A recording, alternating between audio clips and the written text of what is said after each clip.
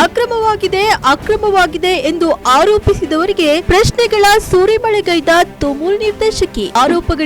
ಆರೋಪಗಳಿಂದಲೇ ಖಡಕ್ಕಾಗಿ ಪ್ರತ್ಯುತ್ತರ ಕೊಟ್ಟ ಭಾರತಿ ಶ್ರೀನಿವಾಸ್. ದಾಖಲೆ ಸಮೇತ ತಮ್ಮ ಕಾರ್ಯವೈಖರಿ ನಿರೂಪಿಸಿದ ತುಮುಲ್ ನಿರ್ದೇಶಕಿ. ತಾಕತ್ತಿನ ಬಗ್ಗೆ ಮಾತನಾಡಿದ ವಿರೋಧ ಪಕ್ಷದ ಮುಖಂಡರ ತಾಕತ್ತಿಗೆ ಭಾರತಿ ಸವಾಲ್. ತುಮುಲ್ ನಿರ್ದೇಶಕಿ ಭಾರತಿ ಶ್ರೀನಿವಾಸ್ ಅವರು ಡೈರಿಗಳಲ್ಲಿ ಅಕ್ರಮವಾಗಿ ಹಣ ವಸೂಲಿ ಮಾಡ್ತಾರೆ ಅನ್ನೋ ಬಿಜೆಪಿ ಮುಖಂಡರ ಆರೋಪಕ್ಕೆ ತುಮುಲ್ ನಿರ್ದೇಶಕಿ ಖಡಕ್ಕಾಗಿಯೇ ಪ್ರಶ್ನೆಗಳ ಮೂಲಕ ಉತ್ತರಿಸಿದ್ದಾರೆ. ರೈತರು 3-4 ಕಿಲೋಮೀಟರ್ ನಡೆದು ಹಾಲು ಹಾಕಲು ಹೋಗುತ್ತಿದ್ದ ಸ್ಥಳಗಳಿಗೆ ಹಾಲಿನ ಉಪಕೇಂದ್ರಗಳನ್ನ ಮಾಡಿಕೊಟ್ಟಿರುವುದೇ ತಪ್ಪೆ. ಗೊಲ್ಲರ ಹಟ್ಟಿಗಳ ಹತ್ತಿರ ಹಾಲಿನ ಉಪಕೇಂದ್ರಗಳನ್ನ ಮಾಡಿರುವುದು ತಪ್ಪೆ. ಸಹಕಾರಿ ಸಂಘಗಳ ಇತಿಹಾಸದಲ್ಲೇ ಮೊದಲ ಬಾರಿಗೆ ಸರ್ಕಾರಿ ಲೆಕ್ಕ ಪರಿಶೋಧಕರ ಕೈಯಲ್ಲಿ ಆಡಿಟ್ ಮಾಡಿಸಿರುವುದೇ ತಪ್ಪೆ. ಹೀಗೆ ಪ್ರಶ್ನೆಗಳ ಸುರಿಮಳೆಯನ್ನೇ ತುಮುಲ್ ನಿರ್ದೇಶಕಿ ಅಕ್ರಮ ಮಾಡಿದ್ದಾರೆ ಎಂದು ಆರೋಪಿಸಿದ ಬಿಜೆಪಿ ಮುಖಂಡರಿಗೆ ಪ್ರಶ್ನಿಸಿದ್ದಾರೆ. ಗುಬ್ಬಿ ಪಟ್ಟಣದ ಕೆಎಂಎಫ್ ಪಶು ಆಹಾರ ಘಟಕದ ಆವರಣದ ನಂದಿನಿ ಭವನದ ಕಚೇರಿಯಲ್ಲಿ ಸುದ್ದಿಗೋಷ್ಠಿ ಕರೆದು ಮಾತನಾಡಿದ ಅವರು, ಮಾಜಿ ನಿರ್ದೇಶಕ ಚಂದ್ರಶೇಖರ್ ಎ ಗ್ರೇಡ್ ಇದ್ದ ಡೈರಿಗಳನ್ನ ಸಿ ಗ್ರೇಡ್ಗೆ ತಂದ ಮಹಾತ್ಮ. ಡೈರಿಗಳಲ್ಲಿ ಕಂಪ್ಯೂಟರ್ ಸಹ ಇರಲಿಲ್ಲ. ಎಲ್ಲಾ ಪುಸ್ತಕದ ಲೆಕ್ಕಾಚಾರ ಯಾವಾಗ ಬೇಕಾದರೂ ಏನು ಬೇಕಾದರೂ ಮಾಡಬಹುದಿತ್ತು. ಇದನ್ನ ಮಾರ್ಪಾಡು ಮಾಡಿದ್ದು ತಪ್ಪ. ದಿಲೀಪ್ ಕುಮಾರ್ ಊರು ಶಿವಸಂದ್ರದಲ್ಲಿ ಡೈರಿಗೆ ಸ್ವಂತ ಕಟ್ಟಡವಿಲ್ಲ. ಇಲ್ಲಿ ದಲಿತರಿಗೆ ಶೇರ್ ಕೂಡ ಕೊಡೋದಿಲ್ಲ. ಯಾಕೆ?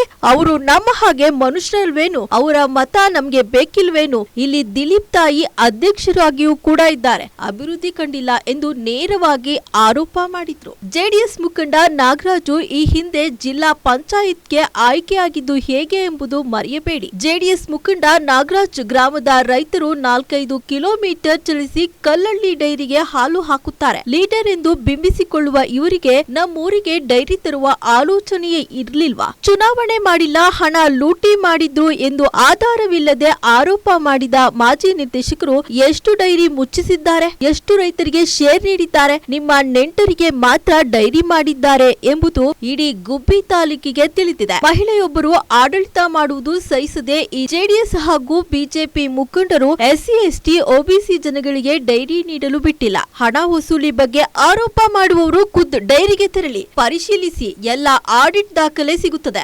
ಪದೇ ಎನ್ಡಿಎ ಮುಖಂಡರು ತಾಕತ್ತಿನ ಬಗ್ಗೆ ಮಾತನಾಡ್ತಾರೆ. ನಾವು ಈಗಾಗಲೇ 25 ವರ್ಷಗಳಿಂದ ತಾಕತ್ತು ತೋರಿಸಿದ್ದೇವೆ. ಇಲ್ಲಿಯವರೆಗೂ ನಮ್ಮ ಮೇಲೆ ಬೀರಿದ ನಿಮ್ಮ ಎಲ್ಲಾ ಪ್ರಯೋಗಗಳು ವಿಫಲವಾಗಿವೆ. ಇನ್ನು ತಾಕತ್ತಿನ ಬಗ್ಗೆ ಮಾತನಾಡುವ ನೈತಿಕತೆ ನಿಮಗಿಲ್ಲ.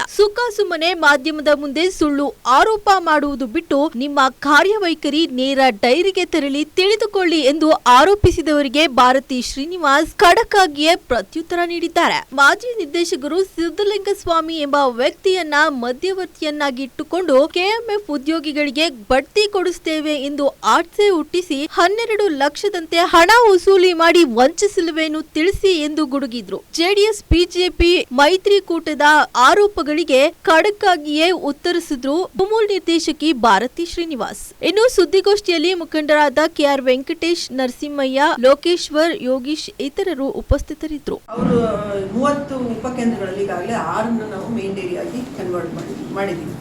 ಚೆನ್ನೈನಹಳ್ಳಿ, ಬೆಂಟೆಗೊಡುಂಪಾಳ್ಯ, ಬಿಟ್ಕನಹಳ್ಳಿ, ಪೆದ್ನಹಳ್ಳಿ, ನೇರಳೆಕೆರೆ, ಆಡ್ಗೊಂಡಹಳ್ಳಿ, ಇವು ಇಷ್ಟು. ಅದರಲ್ಲಿ ನೇರಳೆಕೆರೆ ಮತ್ತು ಆಡ್ಗೊಂಡಹಳ್ಳಿ ಮಾತ್ರ ನನ್ನ ತಾಲೂಕು. ಇನ್ನು ಮಿಕ್ಕಿದ ಎಲ್ಲ ಊರುಗಳು CS ಪುರ ಹೋಗ್ಲಿಕ್ಕೆ ಬರೋದು, ನಿಮ್ಗೆ ಇದು ತುರುವೇಕೆರೆ ತಾಲೂಕಿಗೆ ಬರೋದು ನಿಮಗೂ ಗೊತ್ತಿದೆ. ನೇರಳೆಕೆರೆ, ಆಡ್ಗೊಂಡಹಳ್ಳಿ ಮಾತ್ರ ನಮ್ಗೆ ಓದಿಸ್ತಾರೆ.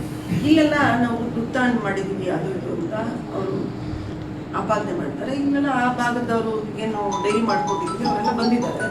ದಯವಿಟ್ಟು ನೀವು ಅವ್ರ ಹತ್ರ ಪ್ರತಿಯೊಬ್ಬರತ್ರ ಮಾತಾಡಲೇಬೇಕು. ಅವ್ರು ನಮ್ಗೆ ಎಷ್ಟು ಲಕ್ಷ ಕೊಟ್ಟಿದ್ದಾರೆ. ಹಿಂದೆ ಬಿಟ್ಕನಹಳ್ಳಿಯವರು ಎಷ್ಟು ಲಕ್ಷ ಕೊಟ್ಟಿದ್ರು, ಹಿಂದೆ ಡೈರೆಕ್ಟರ್ಗಳು ಡೈರಿ ಮಾಡುವಾಗ ಎಷ್ಟು ಲಕ್ಷ ಕೊಡ್ತಿದ್ರು, ಈಗ ನಾನು ಡೈರಿ ಮಾಡುವಾಗ ಎಷ್ಟು ಲಕ್ಷ ನನಗೆ ಕೊಡ್ತಿದ್ದಾರೆ ಅಂತಲೂ ನೀವು ವಿಚಾರಿಸ್ಕೋಬೇಕು. ಯಾಕೆಂದರೆ ಜನಕ್ಕೆ ತಪ್ಪು ಮಾಹಿತಿ ನಮ್ಮ ಮೇಲೆ ಹೋಗಬಾರ್ದು. ಅವ್ರಿಗೆ ಏನಾದರೂ ಇದ್ರೆ ರಾಜಕಾರಣದ ವಿಚಾರ ಬಂದಾಗ ನಮ್ಮ ಯಜಮಾನರು ಅವರು ರೈವಲ್ಸ್ ಅಲ್ವಾ. ರಾಜಕಾರಣತನ ಮಾಡಲಿ, ಈ ಥರ ಸುಳ್ಳು ಆಪಾದನೆ ಮಾಡಿ ಒಬ್ಬ ಹೆಣ್ಮಗಳನ್ನ, ಅದು ನಾನೇನು ಅಂಜವಳಲ್ಲ, ಎದುರುಕೊಳ್ಳೋಳಲ್ಲ, ನನಗೆ ಎದುರಿಗೆ ಏನದೇ ಗೊತ್ತಿಲ್ಲ. ಆದರೆ ಈ ಥರದವ್ರಿಗೆ ನಾನು ಕೇರು ಮಾಡಲ್ಲ. ಯಾಕೆಂದ್ರೆ ನಾನು ವಿತ್ ರೆಕಾರ್ಡ್ಸ್ ಮಾತಾಡ್ತೀನಿ, ವಿಥೌಟ್ ರೆಕಾರ್ಡ್ಸ್ ಯಾವುದು ಮಾತಾಡ್ತಾ ಇಲ್ಲ. ಇನ್ನೊಂದು ಸಲ ಈ ಥರ ನನಗೆ ಅಲ್ಲ ಯಾರಿಗೂ ಮಾಡಬಾರ್ದು ಅನ್ನೋ ವಿಚಾರ ನಾನು ನಿಮ್ಗೆ ಹೇಳ್ತಾ ಇದ್ದೀನಿ. ಈಗ ನಾನು 8 ಉಪಕೇಂದ್ರಗಳನ್ನ ಮಾಡ್ತೀನಿ. ಈಗ 8 ಉಪಕೇಂದ್ರಗಳಲ್ಲಿ ಮೂಡ್ಲುಪಾಳ್ಯ ಬಂದಾಗ ಶಿವಸಂದ್ರದಲ್ಲಿ ಯಾರಪ್ಪ ಅಧ್ಯಕ್ಷರು? ನಮ್ಮ ಇವರು 5-6 ಸಲ ನಿಂತು ಆಗಲೇ ಎಲೆಕ್ಷನ್ಗೆ ಎಷ್ಟು 3 ಸಲ ನಿಂತರು 4 ಸಲ ನಿಂತರು ಸೋತು ತುಣ್ಣಾಗಿ ತಲೆ ಕೆಟ್ಟೋಗಿ ಹೆಂಗೆಂಗೋ ಮಾತಾಡೋಕೆ ಶುರು ಮಾಡಿದ್ದಾರೆ. ಅವರು ಆ ತಾಯಿ ಅಲ್ಲಿ ಅಧ್ಯಕ್ಷರು. ಅವರು ಅಲ್ಲಿ SC ಮತ್ತು ST ಜನಾಂಗ ಮತ್ತು ಲಿಂಗಾಯತ ಜನಾಂಗ ಅಲ್ಲಿ ಆಯಿತು. ನೀವು ಇಷ್ಟೆಲ್ಲ ಹೇಳ್ತೀರಲ್ಲ, SC ಮತ್ತು ST ಬದುಕಂಗಿಲ್ವಾ? ಅವ್ರಿಗೇನು ಕೊಡಂಗಿಲ್ವಾ? ಶೇರ್ ಕೊಡಂಗಿಲ್ವಾ? ಯಾಕೆ ಕೊಡಲ್ಲ ಶೇರ್? ನಾವು ಕೊಡಲ್ಲ ಅಂತಾರೆ. 10 ವರ್ಷದಿಂದ ಹಾಲು ಹಾಕೋರಿಗೆ ನಾನು ಕೊಡಲ್ಲ, ಏನು ಮಾಡ್ತೀರಾ ಅಂತ ಡೈರೆಕ್ಟಾಗಿ ಹೇಳ್ತಾರೆ. ಸೆಕ್ರೆಟರಿನ ಯಾಕಮ್ಮ ಕೊಡ್ತಿಲ್ಲ ಅಂದರೆ, ಮೇಡಮ್ ಅವ್ರು ಕೊಡಬೇಡ ಅಂತ ಗಲಾಟೆ ಮಾಡ್ತಾರೆ ಮೇಡಮ್, ಕೊಟ್ಟರೆ ನನಗೆ ಗಲಾಟೆ ಮಾಡ್ತಾರೆ ಮೇಡಮ್ ಅಂತ. ಹಂಗಾದ್ರೆ SC ST ಬದುಕಂಗಿಲ್ವಾ ನಮ್ಮ ಜೊತೆ? ಅವ್ರಿಗೆ ಅವ್ರಿಗೊಂದು ಯಾವುದೋ ಬೆನಿಫಿಟ್ಸ್ ಬರೋಂಗೇ ಇಲ್ವಾ? ಅವ್ರ ಹತ್ರ ಮಾತ್ರ ನಾವು ಉಪಯೋಗಗಳನ್ನ ತಗೋಬೇಕು, ಆ ಜನಾಂಗಕ್ಕೇನು ಹೆಲ್ಪ್ ಮಾಡೋದು ಬೇಡವಾ? ಅಲ್ಲಿ ಮೂಡ್ಲುಪಾಳ್ಯಕ್ಕೊಂದು ಉಪಕೇಂದ್ರ ಕೊಟ್ಟಿದ್ದೀವಿ. ಆ ಉಪಕೇಂದ್ರ ಏನಕ್ಕೆ ಕೊಟ್ಟಿದ್ದೀವಿ ಅಂದರೆ, ನಿಮ್ಗೆ ಗೊತ್ತಿರಬೇಕು,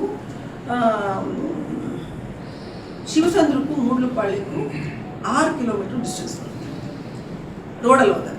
ಏರಿಯಲ್ ಡಿಸ್ಟೆನ್ಸ್ ಬಂದು 2 ಕಿಲೋಮೀಟರ್ಸ್ ಬರುತ್ತೆ. ಆ ಏರಿಯಲ್ ಡಿಸ್ಟೆನ್ಸ್ ಮಧ್ಯೆ ಕೆರೆ ಇದೆ. ಆ ಕೆರೆ ಹೆಂಗಾಗುತ್ತೆ ಅಂತಂದರೆ, ನೀರು ತುಂಬಿರುತ್ತೆ, ಬೇಸಿಗೆಯಲ್ಲಿ ಮಾತ್ರ ಆ ಭಾಗದಿಂದ ಈ ಭಾಗಕ್ಕೆ ಬರೋಕೆ ಅವಕಾಶ ಇರುತ್ತೆ. ಅದು ಪತ್ರಕರ್ತರ ನಿಮಗೂ ಎಲ್ಲರಿಗೂ ಚೆನ್ನಾಗಿ ಗೊತ್ತಿರೋಂಥ ವಿಚಾರ. ಅಲ್ಲೇನಾಗ್ತಾ ಇದೆ ಅಂದರೆ, ಆ ಬೇಸಿಗೆ ಸಹಿತ ನೀರು ಕ್ಲೋಸ್ ಆಗಿದೆ, ಕಮ್ಮಿ ಆಗಿದ್ರು ಆ ಹೂಳಲ್ಲಿ ಕಾಲಿಟ್ಕೊಂಡು ಆ ಕ್ಯಾನ್ನ 20 ಲೀಟ್ರು 30 ಲೀಟ್ರು ಹಾಲಿನ ಕ್ಯಾನ್ ಹೊತ್ಕೊಂಡು ಅವ್ರು ಹೋಗ್ಬೇಕು. ಬೈಕಲ್ಲಿ ಹೋದರೆ ಬೈಕು ಸಿಗಾಕೊಳ್ಳುತ್ತೆ, ನಡ್ಕೊಂಡು ಹೋಗೋದು ಅವ್ರಿಗೆ ಕಷ್ಟ ಆಗುತ್ತೆ, ಬಿದ್ದು ಇದ್ದು. ಇದನ್ನು ಸುಮ್ಮನೆ ಜಸ್ಟ್ ವಿಜುವಲೈಸ್ ಮಾಡ್ಕೊಳ್ಳಿ, ಅವ್ರು ಎಷ್ಟು ಕಷ್ಟಪಟ್ಟಿರ್ಬೇಕು ಜನ ಅಂತ. ಅವ್ರಿಗೆ ನಾನು ಉಪಕೇಂದ್ರ ಕೊಟ್ಟಿರುತ್ತಪ್ಪ ಅಂತ ಗೊಲ್ರಟ್ಟಿ ಅವ್ರಿಗೆ ಯಾರೂ ಅವ್ರ ಹತ್ರ ಬರೀ ಹಾಲು ಅಷ್ಟು ಕಷ್ಟಪಟ್ಟ ಮಂದಿ ಹಾಲು ಹಾಕಬೇಕು, ಅವ್ರಿಗೆ ನಾವು ಡೈರಿ ಕೊಡಬಾರ್ದ? ಗೊಲ್ರ ಯಾರು ಬದುಕಬಾರ್ದ? ಯಾಕೆ ಇದು ಬಡವರು ಅಂದ ತಕ್ಷಣ ಅಥವಾ ಹಿಂದುಳಿದವ್ರೆ ಅವರೇನೋ ಇದಲ್ಲವ್ರೆ ಅಂದರೆ ಅವರಿಂದ ಉಪಯೋಗ ಕೆಲಸ ಮಾಡಿಸ್ಕೋಬೇಕು ನಾವು, ಅವ್ರಿಗೇನು ಬೆನಿಫಿಟ್ ಮಾಡಬಾರ್ದು ಅಂದರೆ ಹೆಂಗಾಗುತ್ತೆ? ಈಗ ನಾನು ಕರ್ಷಟಿಯಟಿಗೆ ಕೊಟ್ಟೆ, ಉಪಕೇಂದ್ರ ಕೊಟ್ಟೆ, ಅಲ್ಲಿ ಮೇನ್ ಡೈರಿಗಳೇ ಕೊಡ್ತಾ ಇದ್ದೀನಿ. ಎಲ್ಲೆಲ್ಲ ಹಾಲು ಜಾಸ್ತಿ ಬರ್ತಾ ಇದೆ ಅಲ್ಲಿ ಮೇನ್ ಡೈರಿಗಳೇ ಕೊಡ್ತಾ ಇದ್ದೀವಿ. ಆದರೆ ಅದಕ್ಕೂ ಒಂದಷ್ಟು ಖ್ಯಾತೆ ಮಾಡಿದ್ರು, ನಿಮಗೆಲ್ಲ ಗೊತ್ತಿರಬೇಕಲ್ಲ.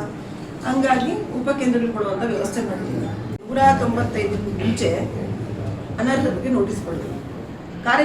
ಕಾರ್ಯದರ್ಶಿಗಳಿಗೆ ಮಾಹಿತಿ ಕೊರತೆ, ಅದಕ್ಕೆ ಅಂದರೆ ನಮ್ಮಲ್ಲಿ ಹಿಂದಿನಲ್ಲಿ ಕಾನೂನುಗಳನ್ನ ಪಾಲನೆ ಮಾಡ್ಕೊಂಡು ಬಂದಿಲ್ಲ.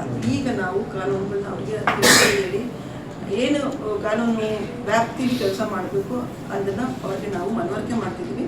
ಅದರಿಂದ ಒಂದಷ್ಟು ಅವ್ರಿಗೆ ರೆಕಾರ್ಡ್ಸ್ ಎಲ್ಲ ಕೊಡೋಕೆ ಒಂದಿಷ್ಟು ವಿಧಾನ ಆಗಿರ್ಬೋದು. ಹಂಗಾಗಿ ಎಲೆಕ್ಷನ್ ಆಗಿದ್ದು. ಬಟ್ ಅವ್ರಿಗೂ ಎಲ್ಲ ಈಗ ಎಲೆಕ್ಷನ್ಸ್ ಎಲ್ಲ ರೆಡಿ ಇದೆ. ಈಗ ಅವ್ರ ಹತ್ರ ನಾನು ಮಾತಾಡ್ಕೊಂಡು, ಹೌದಾ ಏನು ಪ್ರಾಬ್ಲಮ್ ಆಗಿದೆ ಅಂತ. ಈಗ ನಮ್ದೆಲ್ಲ ಎಲೆಕ್ಷನ್ ನಾವು ಪ್ರಿಪೇರ್ ಆಗಿದ್ದೀವಿ, ಎಲ್ಲ ನಮ್ಮದು ರೆಡಿ ಆಗಿದೆ, ನಮ್ದು ಏನು ಪ್ರಾಬ್ಲಮ್ ಇಲ್ಲ ಅಂದಿದ್ರೆ ನೀವು ಅವ್ರ ಹತ್ರ ಮಾತಾಡಲೇಬೇಕು. ಈಗ ನಮ್ಮ ಗುಬ್ಬಿ ತಾಲೂಕಿನಲ್ಲಿ 20 ಸಂಘ ಎಲೆಕ್ಷನ್ ಆಗಿಲ್ಲ ಅಂದರೆ, ಅದೇ ಮಧುಗಿರಿಲಿ 68 ಸಂಘ ಎಲೆಕ್ಷನ್ ಆಗಿಲ್ಲ. ಅದೇ ಶಿರಾದಲ್ಲಿ 16 ಸಂಘ ಆಗಿಲ್ಲ. ಅದೇ ಕುಣಿಗರಲ್ಲಿ 8 ಸಂಘ ಆಗಿಲ್ಲ. ಅಲ್ಲಿ ಕೂಡ ಅಧಿಕಾರಿ ಆಗಿದ್ದಾರೆ. ಅದು ಪ್ರಾಸೆಸ್. ಅದು ಒಂದಾದ್ಮೇಲೆ ಒಂದು ಆಡಳಿತ ಮಂಡಳಿ ಮುಗಿದ ತಕ್ಷಣ ಆಡಳಿತಾಧಿಕಾರಿ ಆಗೋದು ಪ್ರಾಸೆಸ್ಸು. ಅದು ಅವ್ರಿಗೆ ಗೊತ್ತಿರಬೇಕು, ಅದ್ಯಾಕೆ ಆ ಥರ ಮಾಡ್ತಾರೆ ಅಂತ ನಮ್ಗೆ ಗೊತ್ತಿಲ್ಲ. ಇನ್ನು ಈಗ ಸಂಘಗಳು ಮಾಡುವಾಗ ದುಡ್ಡು ಇಸ್ಕೊಂತ ಇದ್ದಾರೆ, ಹಾಗೆ ಹೀಗೆ ಅಂತ ಭಾಳ ಹೇಳ್ತಾ ಇದ್ದಾರೆ. ನಾನು ನಿರ್ದೇಶ ಮುಂಚೆ 138 ಸಂಘಗಳು ಇತ್ತು, 30 ಉಪಕೇಂದ್ರಗಳಿತ್ತು. ಆ 30 ಉಪಕೇಂದ್ರಗಳಲ್ಲಿ ನೋಡಿ, ಉಪಕೇಂದ್ರಗಳ ಬಗ್ಗೆ ಬಂದಾಗ ಇದು ಕೊಟ್ಟು ನಾನು ಇಷ್ಟ. ಈ ಉಪಕೇಂದ್ರಗಳು ಎಷ್ಟು ವರ್ಷ ಆಗಿದೆ ಅಂತ ಇದನ್ನೆಲ್ಲ ನೀವು ದಯವಿಟ್ಟು ಇದನ್ನು ಹತ್ರ ಇಟ್ಕೊಂಡು ಶೂಟ್ ಮಾಡಬೇಕು. ಯಾಕೆಂದರೆ ಒಂದೊಂದು ಉಪಕೇಂದ್ರಗಳನ್ನ ಈಗ ಕೈಯಲ್ಲಿ ಬರ್ದಿದ್ದಲ್ಲ, ಇದು ನಿಮಗೆ ರೆಕಾರ್ಡ್ಸ್ ಇದೆ, ನಮ್ಮಲ್ಲಿ ಇದರಲ್ಲಿರೋದು ರೆಕಾರ್ಡ್ಸ್ ಇದೆ. ಒಂದೊಂದೂ 15 ವರ್ಷ 20 ವರ್ಷ ಈ ಥರ ಆಗಿದೆ ಉಪಕೇಂದ್ರ. ನೋಡ್ರಿ, ಈಗ ಹೋಬಳಿ ಗೇಟ್ದು 19 ವರ್ಷ ಆಗಿದೆ, ಅದು ಗೋಪಾಲ್ಪುರ ಬರುತ್ತೆ. ಗೌರಿಪುರದ್ದು 17 ವರ್ಷ ಆಗಿದೆ, ಬಿಕ್ಕೆಗುಡ್ಡದ್ದು 17 ವರ್ಷ ಆಗಿದೆ, ಹೊನ್ನವಳ್ಳಿ 15 ವರ್ಷ, ನೆಟ್ಟಕೆರೆ 14 ವರ್ಷ, ನಿಂಬೆಕೊಟ್ಟೆ 13 ವರ್ಷ, ಚಿಕ್ಕಟಿಗೆನಹಳ್ಳಿ 12 ವರ್ಷ, ಮುದ್ನಹಳ್ಳಿ 11 ವರ್ಷ, ಜಾಲಿಪಳ್ಳಿ 11 ವರ್ಷ, ತೊಂಗನಹಳ್ಳಿ 9 ವರ್ಷ, ಕೊಂಡಾಪುರ 9 ವರ್ಷ, ಕಕ್ಕೆರೆ 9 ವರ್ಷ, ಮತ್ತಿಕೆರೆ 8 ವರ್ಷ, ಹುಲ್ಲೆಕೆರೆ 8 ವರ್ಷ, ಬಿಳಿಗೆರೆ 8 ವರ್ಷ, ದೊಡ್ಡಗಿನಪಾಳ್ಯ 8 ವರ್ಷ, ಬಣ್ಣಹಳ್ಳಿ 6 ವರ್ಷ, ಚಿಕ್ಕನೆಟ್ಕುಂಟೆ 3 ವರ್ಷ, ಬೋಟ್ನಹಳ್ಳಿ 3 ವರ್ಷ, KRS ಅಂದರೆ 5 ವರ್ಷ. ಹೀಗೆ ಅವ್ರು ಇಷ್ಟು ಸಹ ಅದನ್ನೆಲ್ಲ ಮೇನ್ ಡೈರಿಗಳು ಮಾಡಿದ್ರೆ ಏನು ಮಾಡ್ತಾರೆ? 20 ವರ್ಷ 15 ವರ್ಷ 16 ವರ್ಷ ಈ ಥರ ಇದ್ದಾಗ ಬೇರೆ ಟ್ರೈನ್ ಮಾಡ್ತಿದ್ರು. ಅದು ಅವರ ಆದ್ಯ ಕರ್ತವ್ಯ ಆಗಿತ್ತು. ಯಾಕೆ ಮಾಡಲಿಲ್ಲ? ಅಲ್ಲಿ ಅವ್ರ ಸಂಬಂಧಿಕರು ಇರಲಿಲ್ಲ ಅಂತ ಮಾಡಲಿಲ್ಲ. ಈವನ್ ಪೆದ್ದಳ್ಳಿ ಇರೋದೆಲ್ಲ ಲಿಂಗಾಯತರು ಮತ್ತು ತಿಗಳು ಅಲ್ವಾ? ಅಲ್ಲಿ ನಾನು ಬಂದ್ಮೇಲೆ ಡೈರಿ ಮಾಡಿಕೊಟ್ಟೆ. ಯಾಕೆಂದರೆ ಪೆದ್ದಳ್ಳಿಲಿ ಅವ್ರ ಸಂಬಂಧಿಕರು ಇರಲಿಲ್ಲ ಅಂತ, ಲಿಂಗಾಯತರಿದ್ರು, ಅವ್ರ ಸಂಬಂಧಿಕರಿಲ್ಲ ಅಂತ ಮಾಡಲಿಲ್ಲ. ಅಲ್ಲಿ ಆ ಮಟ್ಟದಲ್ಲಿ ಅವರು ಇಳಿದು ಕೆಲಸ ಮಾಡ್ತಾರೆ. ನಾನೆಲ್ಲ ಜಾತಿ ರಾಜಕಾರಣ ಮಾಡ್ತಿದ್ದ ಅವರು.